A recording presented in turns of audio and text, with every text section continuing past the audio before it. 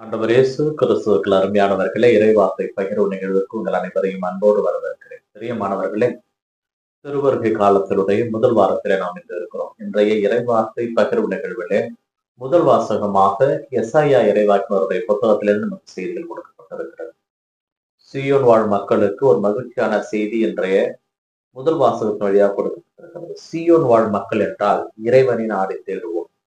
அவர்கள் பட்ட துன்பங்கள், பல இன்னல்கள், இத்தனைக்கும் மத்தியிலே அவர்கள் ஆண்டவரிடம் திரும்பி வர வேண்டும் என்ற விண்ணப்பங்கள் கொடுக்கப்பட்டிருந்தது.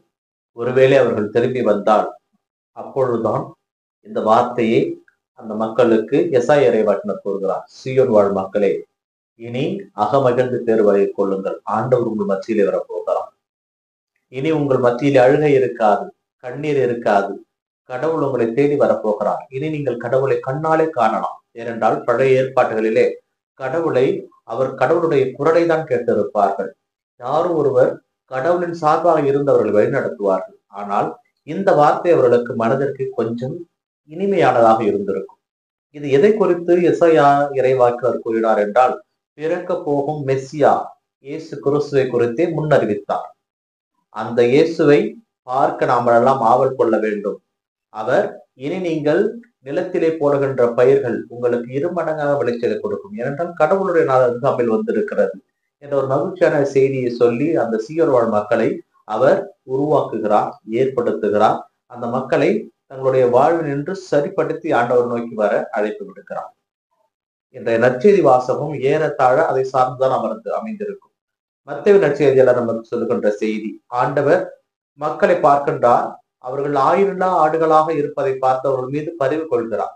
அதனால் இயேசு கிறிஸ்து தன்னுடைய 12 சீடர்களையும் அழைத்து அவர்களுக்கு நோய்களை குணமாக்கவும் பேய்களை ஓட்டவும் அவர்களுக்கு அதிகாரம் அளித்து இந்த வார்த்தையை அங்கே கூறுகிறார் இயேசு கிறிஸ்து. வழி தவறி போன ஆடுகளாகிய இஸ்ராயேல் மக்களிடமே செல்லுங்கள் என்ற வார்த்தை. முதல் வாசகத்திலே வழி தவறி போன இஸ்ராயேல் மக்களை மீண்டுமாக திரும்ப அழைக்கிறார் எசாயா இறைவாக்கினர். அப்படி அழைத்து அவரிடம் கூறுவதுதான், இனி நீங்கள் அழுக மாட்டீர்கள், அழுகையை காண மாட்டீர்கள், கடவுள் உங்கள் மத்தியிலே வரப்போகிறார். அதனால் கவலையை விட்டு சந்தோஷமாக அவரை எதிர்பார்த்து காத்து கொண்டிருங்கள் என்ற அந்த மக்கள் தான் ஆயினில்லா ஆடுகளைப் போல அலக்கழிக்கப்பட்டார்கள். பல படையெடுப்புகள், பல அடிமைத்தனங்கள் எல்லாவற்றையும் கடந்தவர்கள் வந்திருக்கிறார்கள். அந்த மக்களுக்கு தான் இயேசு கிறிஸ்து முன்னுரிமை கொடுக்க சொல்லியிருக்கிறார். புறவினத்தார்களுக்கு எந்த தெய்வம் வேண்டுமானாலும் பரவாயில்லை, சொன்ன தெய்வத்தை அவர்கள் ஏற்றுக்கொண்டிருப்பார்கள். ஆனால் ஆரம்ப காலகட்டத்திலிருந்து இஸ்ரேல் மக்களுக்கு யாவே என்ற ஒரு கடவுள் அவர்களை வழிநடத்தினார். நம் தந்தையாம் ஆண்டவர் அவர்களை வழிநடத்தினார். அந்த கடவுளை விட்டு அவர்கள் புறம்பே சென்றாலும் கடவுள் அவர்களை விடவில்லை. ஏனென்றால் கடவுள் தாம் தேர்ந்து கொண்ட மக்களை ஒருபோதும் கையில் இருந்தது கிடையாது என்ற விவிலிய வாக்கை அங்கே சரி செய்தார். இனி நானே உங்களுடைய கடவுளாக இருப்பேன், நீங்களே என்னுடைய மக்களாக இருப்பீர்கள் என்று அவர் ஏற்படுத்தி கொடுத்த உடன்படிக்கையை இன்று வரை அவர் பேணி பாதுகாத்துக் கொண்டிருக்கிறார். அதனுடைய நீட்சியாகத்தான் தன்னுடைய மகனையே இந்த உலகிற்கு அனுப்பினார். அவரை தான் நாம் எதிர்நோக்கி காத்துக் கொண்டிருக்கிறோம். இன்றைய நற்செய்தி வாசகத்திலே இறுதியிலே, நோயை குணமாக்குங்கள், பேயை விரட்டி விடுங்கள், இறந்தோரை உயிர் பெற்றெழ செய்யுங்கள், இலவசமாக பெற்றுக்கொண்டீர்கள், இலவசமாகவே கொடுங்கள் என்ற அழைப்பை அவர் கொடுத்திருப்பார். பிரியமானவர்களே, இன்றைய நாளிலே திருச்சபை நினைவு கூறுகின்ற, அதாவது புனித அம்ப்ரோஸ் மறை வல்லுனர், அவரை நாம் நினைவு கூற திருச்சபை நமக்கு அழைப்பு விடுக்கிறது. இன்று அவருடைய இறந்த நாள். இன்றைய நற்செய்தி வாசகமும் புனித அம்ப்ரோசனுடைய வாழ்வும் அப்படியே ஒன்றோடு ஒன்று இணைந்திருக்கும். ஏனென்றால் இந்த அம்ப்ரோஸ் மக்கள் மத்தியிலே மிகவும் பிரபலமானவர். ஏனென்றால் மிலன் நகருடைய ஆளுநராக இவர் இருந்தார். அந்த காலகட்டத்தில் தான் மிலன் நகரிலே இருந்த ஆயர் இறந்து போகவே அவர் ஆரிய பதத்தை சார்ந்தவராக இருந்தார். அந்த நேரத்திலே மக்கள் திருத்தந்தையிடம் முறையிட்டவைகள், எங்களுக்கு கத்தோலிக்க பதத்தை போதிக்கின்ற ஆயர் தான் வேண்டும் என்று ஒரு சாராரும், எங்களுக்கு ஆரிய பதத்தை போதிக்கின்ற ஆயர் தான் வேண்டும் என்று ஒரு சாராரும், 2 மக்களுக்கு இடையே சண்டை நடந்த பொழுது அதை தீர்த்து வைக்கதான் புனித அம்புரோஸ் அங்கே சென்றார். இந்த அம்புரோஸ் அந்த மக்களை சரிவர வழி நடத்தினார். அதுதான் உண்மை. ஏனென்றால் சண்டை சச்சரவுகளிலிருந்து எது உண்மை என்பதை அங்கே அவர் புலப்படுத்தி கொண்டிருந்தார். அப்போது கூட்டத்திலிருந்து ஒரு குரல் ஒலித்ததாம், ஒரு குழந்தையின் குரல், எங்களுக்கு அம்புரோஸ் தான் ஆயராக வேண்டும் என்று.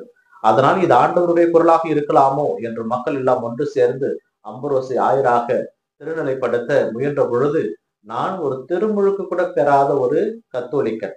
அப்படி இருக்கின்ற பொழுது இவ்வளவு பெரிய பதவிக்கு நான் தகுதியற்றவன் சொல்லி ஓடி போகவே, அவரை ஜஸ்டின் என்கின்ற ஒரு மன்னன் அவரை பேசி அவரிடம் அவரை மிலநகருடைய ஆயராக திருநிலைப்படுத்தியதாக அவருடைய வரலாறு சொல்லுகிறது. பிரியமானவர்களே, இந்த அம்புரோஸ் பிற்காலத்திலே ஏழைகள் மீது மிகவும் பற்று கொண்டவராகவும் இயேசு கிறிஸ்துவை அறிவிப்பதிலே தெளிவாகவும் இருந்ததாக ஒரு வரலாறு கூறுகிறது. யாருக்கும் அஞ்சாத ஒரு புனிதர் அம்புரோஸ் என்றால் அதற்கு மாற்று கருத்து கிடையாது. தன் வாழ்நாளிலே என் ஆண்டவருக்காக மட்டுமே நான் அஞ்சுவேன், வேறு யாருக்காகவும் நான் கீழ்ப்பணிந்து போக மாட்டேன், வேறு யாருடைய வார்த்தையை நான் கேட்க மாட்டேன், என் ஆண்டவருடைய வார்த்தையை அறிவிப்பதே என்னுடைய கடன் என்பதை அவர் தெளிவாக அறிந்திருந்தார். அதனால்தான் ஆரிய பதத்தை எதிர்த்து மிகவும் கடுமையான வாதங்களை அவர் எடுத்து வைத்தார். அதை பலர் ஏற்றுக்கொண்டார்கள். இந்த வாதத்திலே இவருடைய வார்த்தை பிடித்து போய், இவருடைய மறைவுரைகளை பிடித்து போய் இவரால் கவரப்பட்டவர் தான் இப்போ நகரின் ஆயராக இருந்தவர் அகுஸ்தினா. பிற்காலத்திலே அவரும் திருச்சபையினுடைய மறைவல்லுநராக வந்தார். ஏறத்தாழ ஆதிகால திருச்சபையிலே 4 மறைவல்லுநர்களாக சொல்லுவார்கள். ஒன்று இன்று நாம் விழா கொண்டாடுகின்ற புனித அம்புரோஸ், இப்போ நகருடைய அகுஸ்தினா, எரோனிமஸ், பெரிய கிரகோரியா, இந்த 4 பேரும் மறை வல்லுநர்களாக பழைய காலத்திலே சொல்லுவார்கள். ஆனால் இவர்கள் நமக்கு சொல்லுகின்ற பாடம் என்னவென்றால், இன்றைய புனிதர் அம்புரோஸ் அவர்களுக்கெல்லாம் ஒரு வழிகாட்டியாக இருந்திருக்கிறார். எந்த அளவிற்கு என்றால், இவர் அம்புரோஸ் அடிக்கடி மக்களிடம் கூறுவது, ஆட்சியாளரிடம் கூறுவது, அருட்தந்தையரிடம் கூறுவது என்ன செய்தி என்றால், you are giving to the poor not what is yours, you are giving to them what is theirs. இந்த வார்த்தையை தான் அடிக்கடி பயன்படுத்தி கொண்டே இருப்பாராம். நீங்கள் ஏழைகளுக்கு கொடுப்பது உங்களுடையது அல்ல, நீங்கள் ஏழைகளுக்கு கொடுப்பது அவர்களுடையதுதான். இதைதான் இயேசு கிறிஸ்து நற்செய்தி வாசகத்திலே மத்திய நற்செய்தி 10:8 அழகாக சொல்லுவார். இலவசமாக பெற்றுக் கொண்டீர்கள், இலவசமாகவே கொடுங்கள் என்று. ஆகையால் அன்புக்குரியவர்களே, ஏழை எளியவர்களுக்கு திருச்சபையிலிருந்து கொடுக்கின்ற எதையும் நம்முடைய சொத்தை கொடுக்கவில்லை, நம்முடைய சுகத்தை கொடுக்கவில்லை. கடவுள் நமக்கு கொடுத்ததை அவர்களுக்கு நாம் கொடுக்கிறோம். அவர்களிடமிருந்து பெற்றுக்கொண்டதை தான் அவர்களிடமே திரும்ப கொடுக்கிறோம். இது கடவுள் நமக்கு சொன்ன வாக்குறுதி. கடவுள் நமக்கு மேல் ஆசீர்வாதத்தை கொடுத்து கொண்டிருக்கின்றார். அந்த ஆசீர்வாதத்தையும் ஏழைகளுக்கு கொடுப்பது இல்லாமல், அந்த ஆசீர்வாதத்தோடு நாம் பெறுகின்ற செல்வத்தையும் ஏழைகளுக்கு கொடுக்க நாம் முன்வர வேண்டும். அதைதான் புனித அம்புரோஸ் நமக்கு சொன்னார். நீங்கள் ஏழைகளுக்கு கொடுப்பது உங்களுடையதல்ல, மாறாக அவர்களுடையதுதான் அவர்களுக்கு கொடுத்து கொண்டிருக்கிறார். அதனால் கொடுப்பதில் மனம் தளர வேண்டாம். ஏழை எளியவர்களுக்கு கொடுக்கின்ற பொழுது நீங்கள் கடவுளுக்கே கொடுக்கிறீர்கள். திருவருகை காலத்தில் நாம் இருக்கின்றோம்.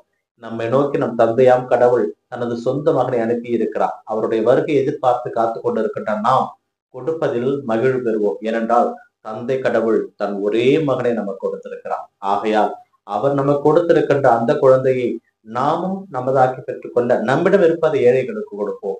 வரவிருக்கின்றவரை வரவேற்க காத்து கொண்டிருப்போம். இந்த நாள் உங்களுக்கு இனிய நாளாக அமையட்டும். நேசி என்று வாழ்த்து தருவாராக. ஆமென்.